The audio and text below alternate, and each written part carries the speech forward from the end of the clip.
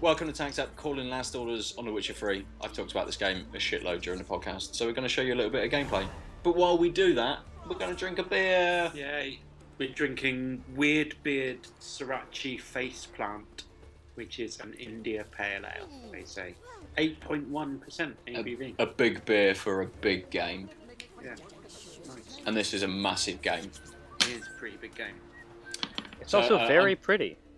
It is. It's amazingly pretty. I'm Ben. I'm joined by Alex and Adam. Hello. So we're going to discuss The Witcher, show you a little bit about it. Yeah.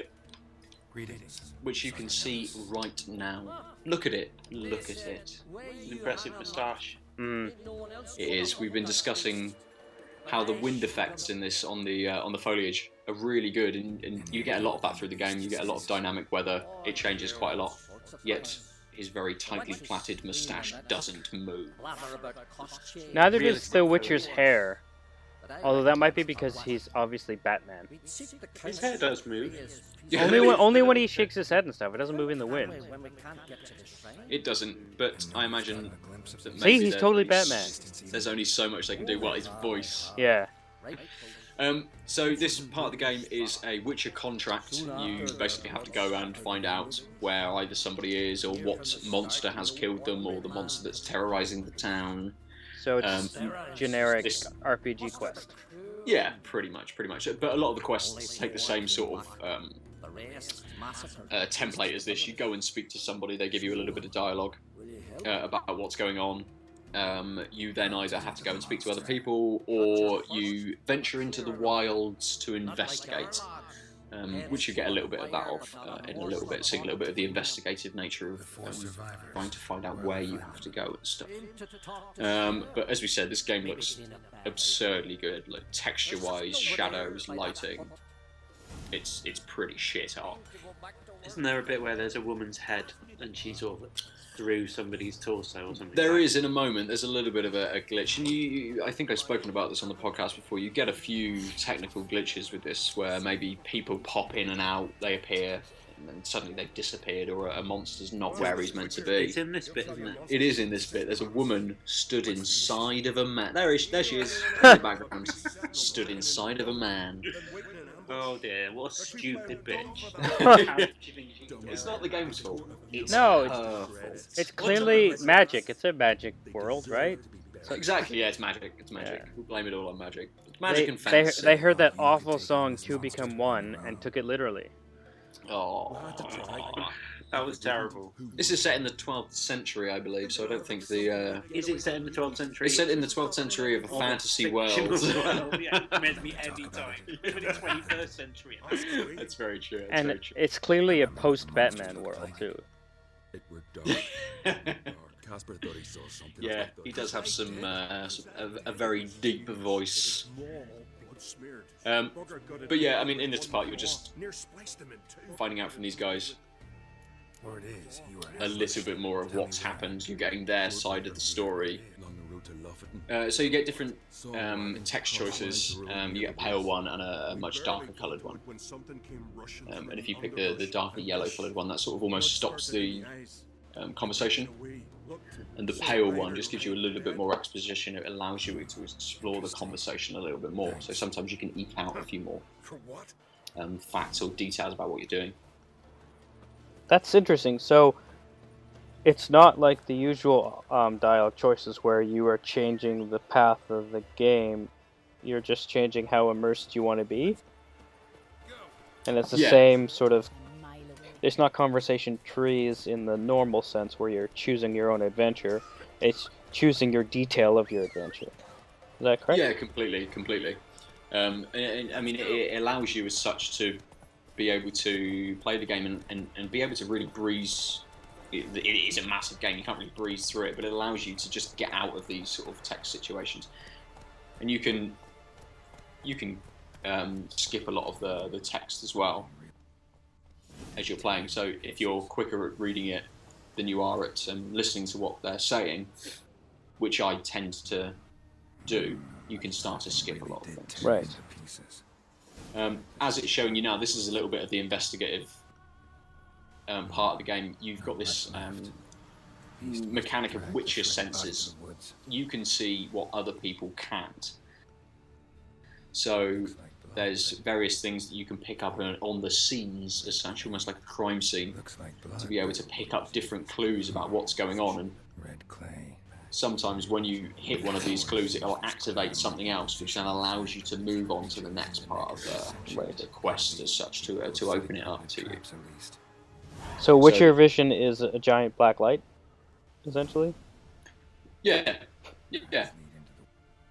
Yeah, quite a lot. So you can see now that these red bits that are kicking up now didn't pick up before. And they were obviously triggered by me investigating the other bits around the crime scene. I mean, a lot of the game is like this. You're walking through underbrush a lot of the time, through the forests, and as you're about to see, you jump into that massive cave there. So a lot of the game is underground. It's quite, like I said, a lot of the game. Some of the game is underground and quite dark, and lots of monsters venture into these dark spaces to live, so you have to go and see them. You meditated and used alcohol? So yeah, that basically regenerates all of your potions and things. So basically he gets pissed, I imagine, drinks, and then in his hammered state remakes all of his potions. I love the fire aesthetic. Yeah, in this. that's really great. I like the embers a lot.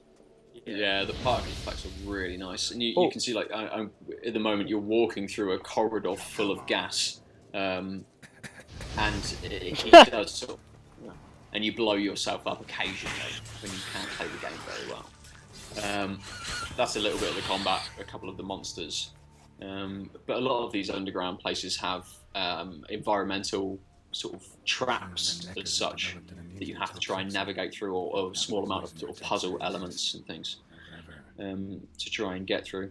I mean, you can see from this that going underground is really, really dark. I was going to say. Yeah, it is very Hector-like. It's very atmospheric, such you can't see that far in front of you. You can only see sort of in the vicinity. I see you've activated the spell Swallow. Yeah, it's the potion that allows you to regain some health. So. And it's called Swallow? It is. There's lots of names. They're all named potions. So there's different things like Blizzard, which allow you to move about a little bit quicker. Oh, it's not. It doesn't let you play a very competitive Korean-loved game, then?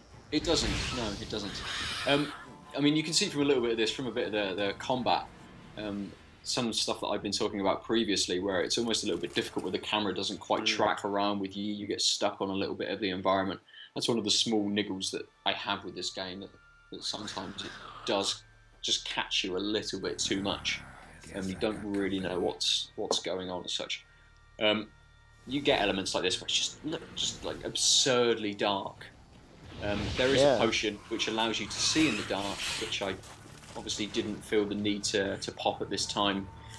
Using the fire to kill the monsters obviously gave me enough to be able to look at the moment. But the combat's quite dynamic. It's quite nice. It's a lot of different kinds of attacks and being able to dodge out the way of things. I mean, what you're seeing now is essentially most of the game. This is 80% of what you're doing. The other 20% is riding around, exploring, investigating scenes, riding around on your horse, taking in the trees and the sky and the excellent lighting. Do you keep the same horse? I have throughout the game. I'm not sure whether you do. I've had a few times where enemies have attacked my horse. But it's never died. Whether it can, I don't know, because I've not experienced it. You reminded me of Red Dead Redemption, where you can take other horses, and it's actually quite bloody hard to keep your original horse. It is, and that's a fantastic game. Yes. Some of this is very reminiscent of Red Dead, where you're just sort of riding through very sparse, open environments that aren't populated, with anyone for, a 2-minute, 3-minute ride as you're just moving through the environment, it is really nice. It shows just how expansive and how vast the world that's is. much more attractive in a game than this combat. It's like beat 'em up game, like spinny round, do your move over and over and over again, saying that doesn't appeal to me. There are different elements of the gameplay, and you can fight a lot of different monsters and things, which give you, different tactics, different ways of being able to tackle the different monsters and things. So it does give you a lot of variety. So that's The Witcher 3. You're going to be left now with a nice little environmental video of Skellige. And this Sorachi faceplant is pretty nice. It is. It's very good. It's a big beer. It tastes big. It's boozy. It's got a little smoky thing going on, which I think is the Sorachi Ace hops. Just have a distinctive taste. So it's good. Good. Awesome. So that's it. The Witcher 3. Take it easy. Cool. Bye.